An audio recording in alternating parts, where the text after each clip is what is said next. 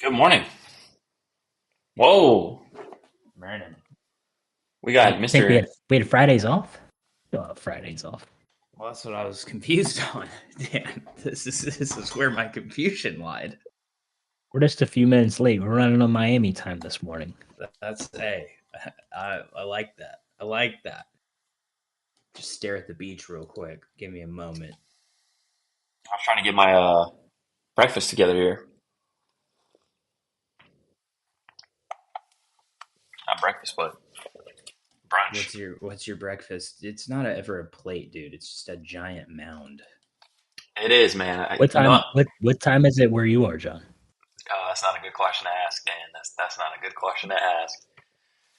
It is 12:34 over here, and for breakfast or not breakfast, brunch, I'm having some steak with peppers, green peppers, yellow peppers, red peppers, um, tortilla with eggs, and I guess it's cream cheese. But we eating big, man. I'm up on my weight, man. I haven't been posting about it, but I'm getting He's big. up, ladies and gents. How we doing? How are you doing, Paul? What are you up to today? You already went to the gym? No, I did not. I am I did not go to the gym. I am in the process of getting ready for my dials for today. So just building my list out that I want to call. I think that's the common theme with Paul. He's always building that list out. Oh no, not like I have a dialer list. I'm just cherry picking the ones that have the best numbers on them. At this point it's like 10, 15 minutes rather than actually like sourcing the data myself, which I was doing. Mm. I paid for a dialer, like a expired dialer, uh, for listings, and it's been very fruitful. You're calling expired listings? Yeah, I call on expireds um, for um, like yeah for certain parcels, Mm-hmm. and it's been very fruitful just because it's pretty easy to like demonstrate the value um, on my side of things, if that makes sense. Like a residential agent trying to take on, a commercial tract of land. Like there's a lot of those, and then I can have those phone calls where I'm like, "Hey, here's why we're different," and it's a pretty easy value proposition. Like the seller's like, "Oh, this makes sense. I think I want to work with you guys." So it's been it's been fruitful in that sense. Well, that's awesome. Glad to hear that, Yeah, some's coming together here. You were mentioning you were looking at a nice listing. How's that going? that's going great, dude. I should be inking this thing up here. I think like within the next um, day or two. I just sent the contract out for review yesterday, so that should be at least $3.5 million listing, which is fan fucking tastic. I'm super happy about it. And then a neighboring parcel wants to sell as well for a similar amount of money. So can't be Boom. mad about that. That sounds like one of the benefits of being an agent. Yeah, you have an not like unlimited buyer pool, but like your buyer pool is just so much larger. You know what I mean? Hmm. We've got Mr. David Zachary here in the audience. Ladies and gentlemen, Mr. Zachary is a complete G. All right. This guy is one of the coolest people I think I've met, and it's a pleasure to see you here today, Mr. Zachary. What's going on, guys? How are you? What's up, I'm well, David? man. How are you? You know, busy, but always a good thing, so can't complain about that. Fantastic, fantastic. I saw the other day in the promotion channel, you are looking to take on a few more clients to help out in this tax season. Yeah. So, kind of started this about a little over a year ago, just to do on the side. Was helping a couple people out that needed the extra help, so I started doing it. And then this year, I thankfully had some extra time on my hands outside of my job, so I started doing it on a bigger scale. Hmm.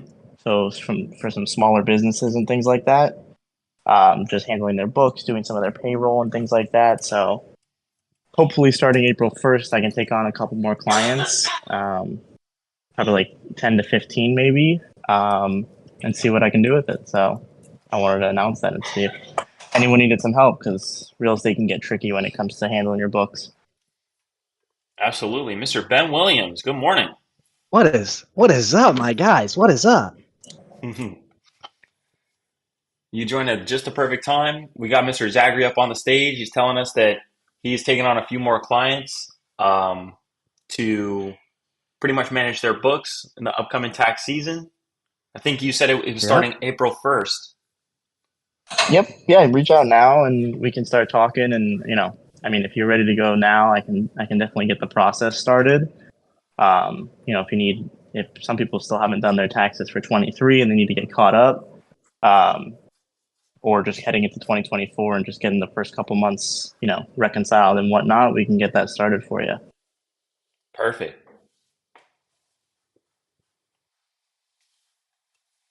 Well, ladies and gentlemen, definitely take advantage of this opportunity. I know this is something we've been talking about for a long time, is wanting to get a CPA up on here to give us some tax strategy advice. And it's crazy, how things are working out where David is now taking on a couple new clients. Yes, sir. Yeah. Let's help everyone out. Let's get the year started off right. Let's go. Let's go. Mr. John Johnson, tell me about some new deals you got. I know you do. Oh man, I have been juggling with the deals that I've been had. I'm gonna turn my camera on, so it feels more intimate, not like in a weird way. Nah, for sure, man. I've been just juggling the deals that I have had, and unfortunately, I have not closed on them just yet, but I'm still working on them. Okay. And actually, I was calling up my CRM leads, people that just responded to the text campaigns that I sent out a while ago. And I came across one lady who's unfortunately gone through, some health changes. She had a stroke recently, and she's looking to just get rid of two properties. And of course, Zanesville, Ohio, right? One of the worst markets. Yeah. But I've moved three I there just sold, before. I just sold one. I just sold one right in the town over. Okay, which one? What was it? The address? It was. Which Newark? Hang on. Which city was it? Newark or like something close? Let me look. I've done It only was three. it was probably the cleanest whole Ashtabula. Ashtabula. Okay. Yeah. It dude, it actually went 5K over asking. I sold it at 35, locked it at 13. Nice. It was a good one. Yeah. It was fun. That is awesome. Oh. This Yeah, one, she wants to sell two properties for just $25,000, and Yeah. the properties are pretty small. But I saw that there was actually a comp that literally sold just like a month ago, literally less than a month ago, for $26,000 right next to the property that she wants to sell. So I hit up that buyer before I told her anything. I said, "Let me make a quick phone call." I hit him up. What I had to do, I Very had to get smart. creative on how to actually get in touch with this guy, because when I reverse searched his address, of course, it didn't pop up with him as the owner on People Looker. LLC. It was an LLC, and so what I did was I saw under PropStream there was a mailing address associated with that owner, and so I looked at that mailing address and I found out, okay, this is the guy who owns that LLC and he lives here. And from there, what I did was I went on People Looker, I put that address into People Looker, and then I tried all his numbers, none of them worked. Then I tried the girlfriend or the wife's number, and when I called the wife, she was right next to the guy. I said, "Hey, is Jeff there?" He said, "Yeah, here he is." Put me right on the phone. So sometimes you got to get Oh creative my with the god, ways. dude, that's so important because it's like what I heard is like John knows how to make money. Like you continue on the thing until it makes the money. Like most people would walk. Dude, I literally my second wholesale deal ever. I wrote a note on the neighbor's house. Was like, hey, have your neighbor call me. The neighbor called me, gave me the contact info, but it was for the opposite house on the other side, and I still did the deal. Like they wanted to sell. Yeah. So it's just like funny, just like keep showing up even when it seems shitty. You got to, man. That's the real key. And I've got the guy going out there. I said, what time can you go out to see the property? So do you already have it locked up, or are you sending your buyer? I'm just sending this guy. I haven't put too much time into the deal. That's how I do it. Yeah.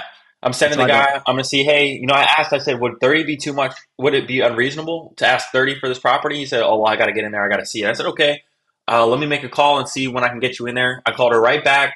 She was not expecting that I was even going to entertain it by the end of the conversation. But the way I saw it, I was like, okay, she wants $25K for 2 houses. All right.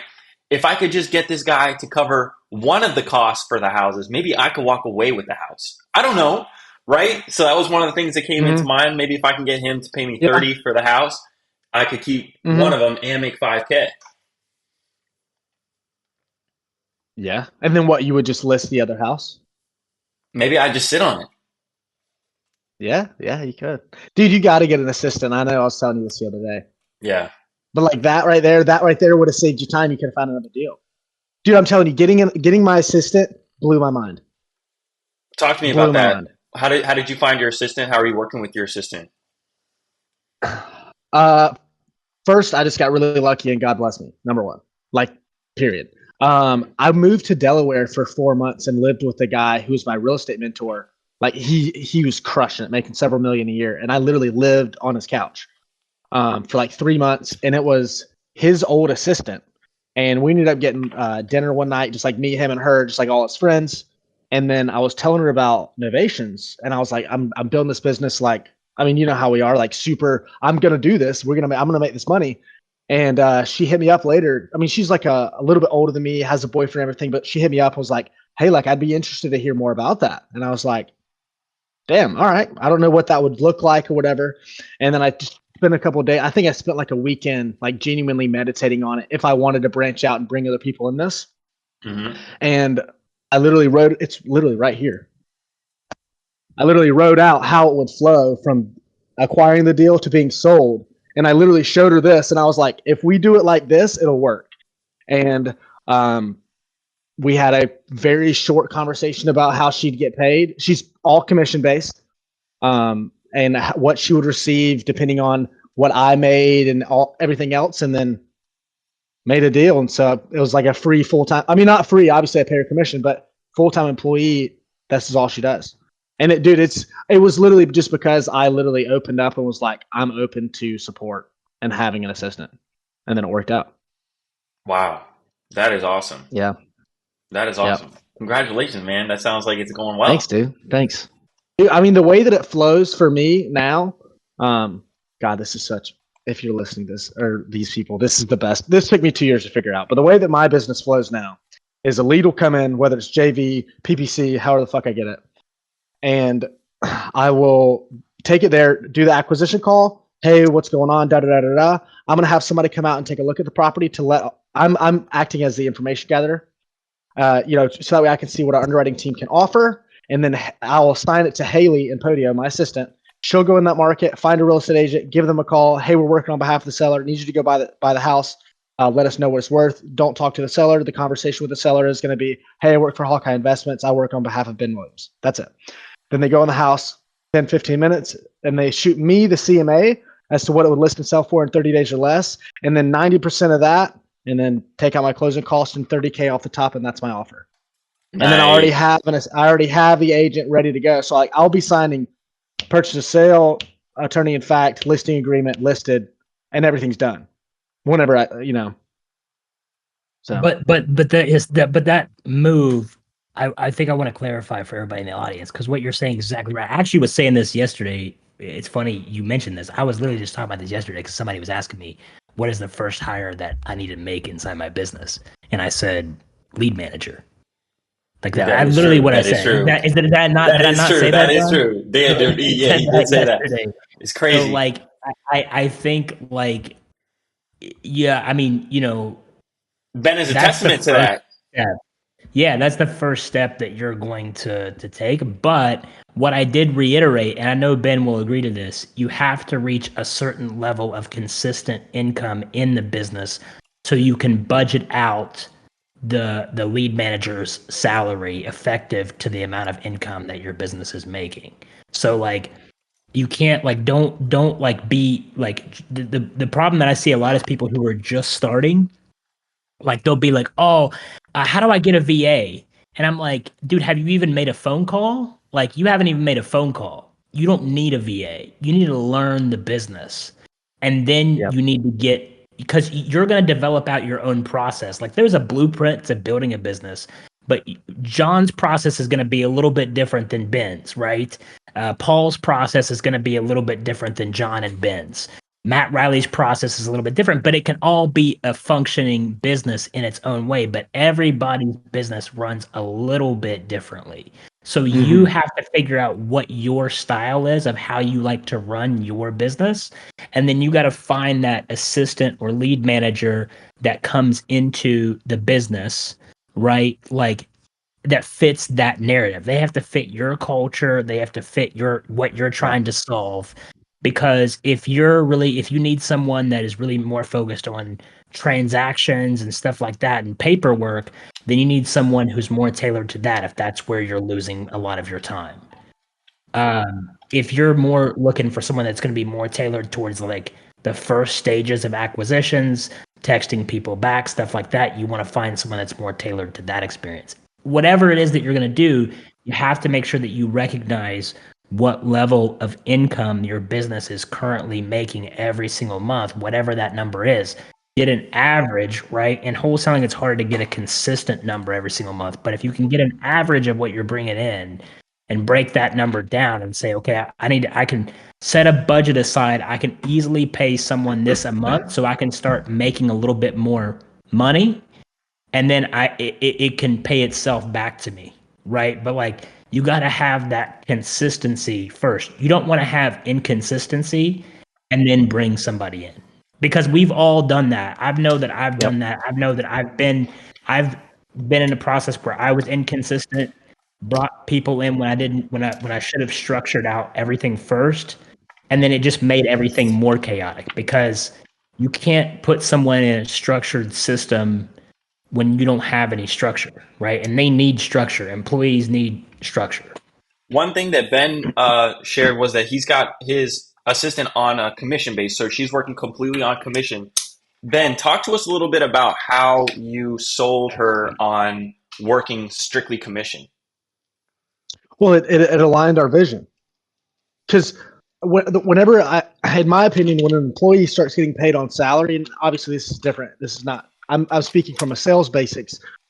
Is if I'm just going to pay somebody salary, they're not going to be any more motivated to work hard at all. They don't care. Right. But if I can align our vision of going, if we do more deals, you make more money.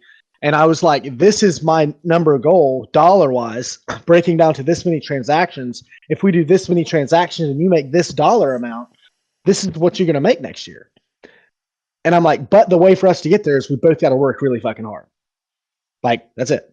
And so once I was able to align the vision of like this result, working really fucking hard, that's how it's going to work. That I would rather have that employee than somebody that's like, oh my God, he's going to pay me $100,000. And I'm not saying that's what I pay. I'm just saying that would be considered a lot. Sure. To some people. Yeah. Yeah. And what are those? I've learned. Go ahead, John. I'm sorry. No worries. I was just going to ask, what are those goals for you in terms of how many deals you want to do, how many leads you've got to talk to? What are those KPIs that you're measuring? Yeah, right now, actively, as far as either I have an agent going to the property all the way to where it's either on the market or about to close, like in that whole, and that's very broad. But right now, my company's processing 38 transactions, which is way more than I thought that I would be. My goal for the year was to close 55, and I'll crush that. And So I don't know. you already have 38 going on right now. Yeah. Well, that's not like under contract per se, but that's like I have someone that is going out to the property from that spectrum all the way to it's under contract or Gotcha. closing. Yeah. Gotcha. So it's like active opportunities. Yeah, active opportunities where, and the way that I've kind of built my business now, even on the back end, is like if the person wants too much, where there's no spread at all, we have a agent referral program because my assistant has her license, where we at least capture 30 to 50% of whatever. I mean, it's a couple $1,000, but like that'll add up when you do 5 or 6 of them a month. Absolutely. I love that. That's awesome. Yeah. Wow. So Sounds like you got it figured out, man. Dude, I just fell in love with the process. Like that sounds so corny. And I remember whenever I was like trying to be about it, but I wasn't really about it. And I'd hear dudes say like, you just got to fall in love with the process. I'm like, dude, I'm just trying to have some cash, dude. What are you talking about? That sounds weird. But that's truly it. It's like, it's my art now. Like I literally take pride in showing people my CRM and how I track everything and what's going on. Like that's what I think is the flex, not the check. Like I like making money, but the real art is in the system. I love that. My bad, Dan. What were you gonna ask? I was just gonna say, like the one thing that I've started is so that's how you're doing that right now, Ben, is actually how I changed when I partnered into the clinic that I was helping run for 3 years. That's actually how I changed the revenue model. Like I changed the whole dynamic of the company because I switched over to a revenue share model. And made people scale up. But what I also have learned as I've like got into different things, run my own business from scratch to where it is now, it really what I actually do now is I do a combination of that. So I have a like a base minimum, right, that where they start. Okay, and that kind of gets people in the door, but it's like almost like just enough to like keep them like feeling okay but not safe. It wouldn't be enough to always make someone feel great. And then what I do is I sell the dream of the increase of revenue, right? So as we grow in revenue, then I'm like, okay, we're gonna raise your pay as we grow in revenue, right? And then we're gonna stack other people underneath you in your position with your pay as we kind of scale up. So that kind of creates this level up ability for your team members to level up with you as your business levels up. So that way it always keeps you keep the same gap, right? But at the same time, they continue to make more money along with the business. So that way they don't feel jealous or upset that the business is making all this money and they've helped grow that and they're still where they at when they first started. So it creates this level of like hunger because they don't want to stick with the number that they're currently at. They want to make more, right? But it also doesn't give them the ability to all of a sudden just be like, because what I've also found is too, if you just offer just revenue share and then they're not feeling like the business is producing in the way that they want, or it's the revenue share to them sucks, then they actually scale back because they believe less in the dream. Versus if you start them off with some kind of base and scale them up with no ceiling as the business increases, and then what you do is as the empty space below them creates space, you start stacking new employees underneath them with where their pay used to be their old job, whereas they scale up and then now manage those people underneath. So it creates this like never ending model of like infinite business scaling. And so like that's the current model that I currently run all of my operations off of now. And that's what I teach people to kind of do at this moment. So it's like a hybrid method of what you're talking about and then what the traditional method is. Yeah, that's a fantastic model. And that is a lesson that I definitely learned because there was that 30 to 45 day period. I don't know how long it was. Maybe it was like even right at 2 months before she had closed a deal with me. And there was that 60-day period where she was like, oh shit, like there's no money coming. And it was like, for me as the leader, I was like, I don't like my employees feeling that way because then they operate from a state of fear and they're not operating at their highest self. So that's 100. Yeah, you're 100% right. Yeah, I learned. Yeah. What you don't want to do is you don't especially want anyone who's on acquisitions on your team who's in charge of making deals with sellers to get into a fear state of wanting to make a deal close, because they're going to do the same mistakes as you see a new wholesaler makes who needs money tomorrow.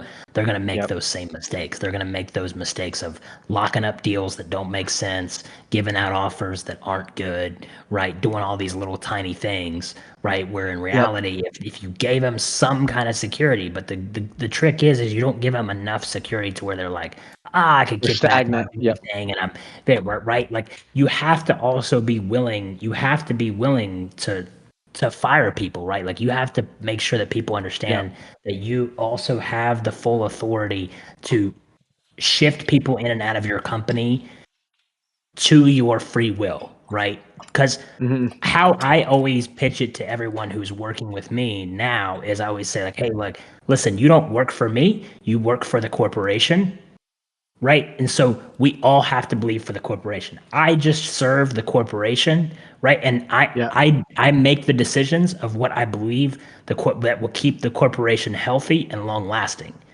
So I will make the decisions to because I ultimately I serve the corporation. I don't serve myself, because my whole idea of wealth is built in the equity that this corporation is going to produce. So therefore, we all technically work for the same corporation, right? You're it's just that I have the ability to be able to, sort of cleanse whoever is beneath me who is a disease that can make our corporation not healthy. So the goal is like, just like a environment or whatever, I have to keep the organization and the corporation clean and healthy and sustaining long term, and I will do whatever it takes to keep that going in a circle, right? And if you can get everybody on that page and believing that same thing, then everybody's going to keep the same minimum. Hey, if we keep the corporation healthy, my bank account keeps going up. And if you can keep everybody on that same board, that same page, then everybody kind of gets behind that same ideology. And then all of a sudden, next thing you know, the corporation keeps going up as a whole. So it's very interesting you take that approach, because it's the exact same thing that I do with sellers. Like I'll say, I wish that I could give you $1 million for your house. I really wish I do. But our company's policy is that we follow a certain equation based off our underwriters' appraisal guidelines. And so it's just my hands are tied. What do you think we should do? And I literally have like rules written down of like company policies, because I'm like, I serve the company. These are the rules. If I was my employee, how would I operate? And if I operated outside of the way that I would want an employee to operate, I would terminate myself. So what people have to understand is, while you are the CEO of your business, you are technically and currently an employee of that organization. And you need to act and treat yourself as if you are an employee of that business and organization. And what you have to understand is you don't become outside of that business until you separate yourself as a founder and you hire someone else as the CEO. And ultimately the goal is to eventually get one of those individuals that you started with to take over in that position. That's always the ultimate goal.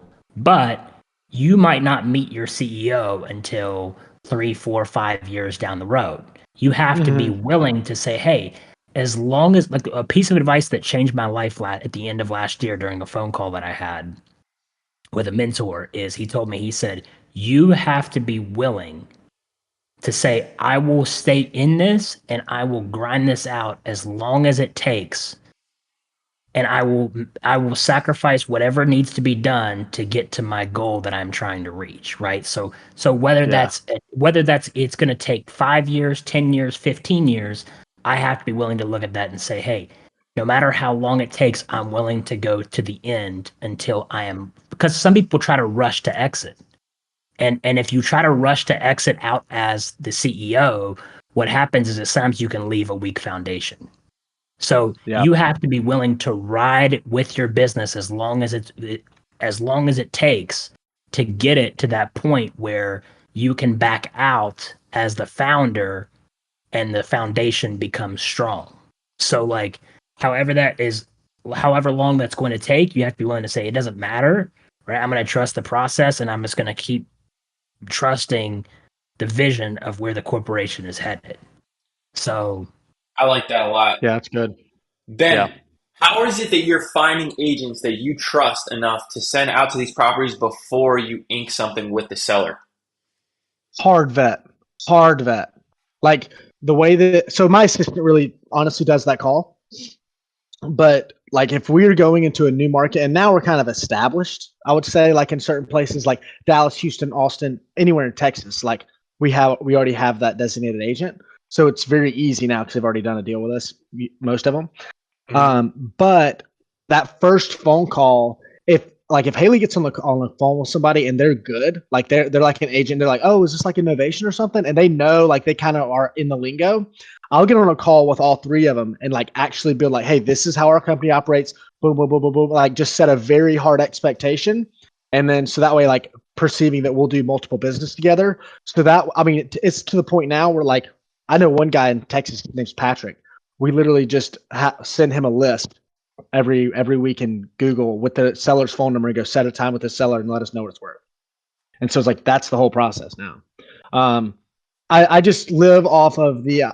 I heard a quote one time that changed my life. An ounce of is that right? Yeah, an ounce of the correct expectation is better than a pound of recovery. Mhm.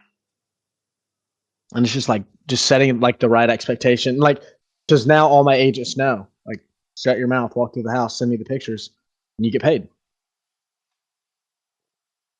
That's awesome. Yep. And so I've never had an agent try to snake me at all. yeah, okay. Mm-mm. That Like brings up really, like those agents are really like part. I mean, I consider them part of my team. yeah. That's interesting that you say that because it makes me actually revisit a lead that I was working on that I've kind of just like given up on. At one point, I had Mm-hmm. pitched them the Novation, and because of a previous negative experience, they didn't want to work like that. They didn't want to work with a Yep. assignment or anything like that. And Yep. it's certainly not impossible to double close. And I think that it might be Yep. a good idea to just reach out to this agent directly and just say, "Hey, man, can you go walk this property and see, is this going to work? I'll gladly pay you Yeah. your commission. We might be able to JV something like Mhm. that. Because like I'm Yep. not gonna get paid on the lead. If I just let it go. So I might as well try to revisit it and use that It's strategy. just the biggest thing whenever I was making those agent calls, from what I remember and the way I know this how Haley does it, is you have to establish the authoritative role with that agent out of the gate.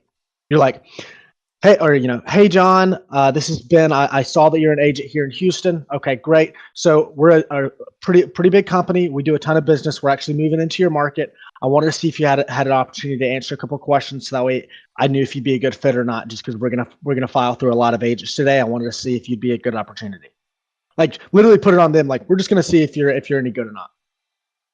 And so if you just like knock that down at the very beginning, dude, they're great to work with. They're great. Okay, this is good. I like this. I'm gonna make a phone call. Having had this conversation with everybody today, I'm gonna revisit one of the leads that I pretty Hit, much gave hit, up on. hit me up. Hit me. I have a script for it if you want to text me. Yeah, for sure. I've got some more questions that I know I should probably ask. Off the stage as well. About just kind Dude, of for how you sure. guys got stuff set up. I'm interested for sure. Yeah. That's awesome. Absolutely. Well, cool. I think these guys from Home Depot are about to be here. I had to order a new dishwasher. So There you go. There you go. All right, man. Well, listen, it's well, been an cool. absolute pleasure to chop it up Awesome. with you, and I hope to see you back here soon, man. Absolutely, brother. Dan, I appreciate it as well, man. You got it. Of course. Appreciate you, Ben. Thank you. Cool. Absolutely, man. Talk to you guys later. Appreciate it, John. Take care, bro. Peace. Man, what a day today. I'm excited. I got maybe a few more minutes here before I got to run. Mr. Matt Riley is in the audience today, ladies and gentlemen. Where is the king of creative finance? He's got a show today, huh? He's putting his makeup on. He's You getting know ready. He what? needs about a three. He's about 3 hours out from the show, so he's getting ready right now. He wants to make sure that he's prepared for the days. Oh man, I don't know if it was No, I think it was my girlfriend who dropped this bar yesterday. She said, "Makeup, money is the makeup for men." And that shit hit. I was like, "Damn, it is, man. You feel really good when you got some money in your pocket. You got some deals on the table. You don't feel so good, when you're broke. You don't know what to do. What's the next move?" And I was thinking about that. I remember a moment where I was in the library, the public library, had no idea what I was going to do. I was hearing about all this different stuff. I hadn't really committed to a path. And I was looking at drop shipping. I was looking at the SMMA. I was looking at trading. Real estate wholesaling wasn't even on the radar yet. And I just remember how lost I felt not knowing what I was really going to do to actually make money. But I knew that I wanted to have money, I wanted to have freedom, but I didn't know what to do. And so, for those of us that are here today, or maybe watching this replay, that don't know what you should do, I want to share from my own personal experience that wholesaling real estate is the best business model that I have ever pursued. And if you are interested in pursuing this business model, I encourage you to go all in on just one thing. If it's not wholesaling, if you decide to do something else, if you decide to do SMMA, if you decide to do something else, go all in on that one thing. Ignore every other opportunity that is presented in front of you, because every time you open up your phone, you look on Instagram, you look at your timeline, you're always going to be seeing something new. Something is the next big trend. Something else, scrolling, something else. Focus on just one thing for the next 90 to 180 days. And it's going to be night and day, especially if you're in proximity with us here at REI Revolution. It's going to be night and day. Your life is going to be night and day. It will be a complete 180 if you just follow through and do one thing for the next 3 to 6 months.